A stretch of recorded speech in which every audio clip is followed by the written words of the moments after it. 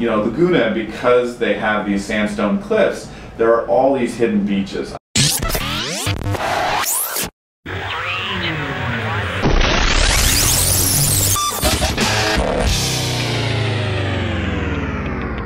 What are your favorite local destinations? You know, I have an interview series for the Register right now where I ask people a similar question to that. And like so many people, I am so buzzed on Laguna's canyons. Like hiking through those canyons, I just find them to be this incredible source of wealth as far as my own imagination goes. And just those big, giant, pitted sandstone cliffs, and the idea that it's kind of jungle-fied back there certain times a year. Other times a year, it's like this scorched earth that makes me feel a little bit like I'm in a spaghetti western. So you can just get so much from it.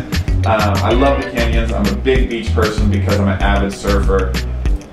You know, one of the things that I always think about, and I've talked about this, I've written about this a little bit recently, is, you know, Laguna, because they have these sandstone cliffs, there are all these hidden beaches. I'm big on, there's kind of a hidden beach right by the Montage that I love. Totuaba, I don't know if you know that beach. No. No one really goes there. It's north of Thousand Steps.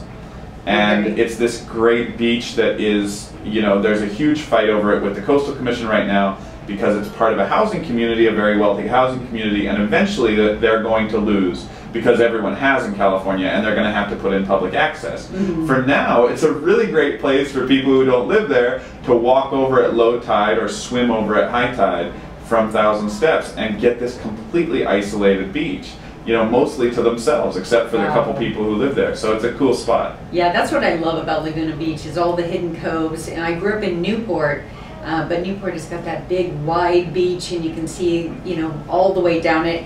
Tina's a huge lover of Newport Beach. She's lived there for many years. Specifically Balboa. Specifically Balboa. And I love Newport too, but there's just a very different feel when you come to Laguna. It's a completely different type of beach, and they're only a few miles away. So if you are coming to California to visit, if you're listening from other parts of the world, because we are online and you can hear us from everywhere, which is so cool, you'll have to experience both to get a very different feel. And Steve is right, there are secluded beaches in Laguna that, you know, even on a really, really busy weekend, like last weekend was gorgeous on Saturday, we were able to find an absolutely beautiful beach that we had almost to ourselves. Yeah, and you can't believe it. You know, we're in the 5th most populous county in the country. And on 4th of July, you know, you go to Main Beach in Laguna and you can't lay your towel down, and you see people, you know, travelers in particular, and definitely locals actually, you know, who are kind of rolling their eyes and saying, God, you know, you can't see the sand for all the people here. But then you go to, let's say, Crystal Cove, which is one of my kind of hot button places where this is still underutilized no matter how many times we tell people to utilize it. You go to Crystal Cove and you walk in and you use any of their access points, and you walk 200 extra yards from where most of the people are, and you can literally have a 100-yard radius of beach to yourself in the 5th most populous county in the country any day you want, 4th of July or Labor Day or Memorial Day. It's crazy. And so it's, you know, travel really requires people to be a little more intrepid. And so does beach going in Laguna Beach. I mean, so does beach going in Orange County. Be a little more intrepid and dig and walk a little further, or find that little nook, you know, swim over to Totuaba, like I said, and you can have that thing that you dream of, which is kind of the isolation within the big city. Right, absolutely. We were just in at Treasure Island Beach the other day, and that's right in front of one of the most beautiful, expensive resorts in Orange County.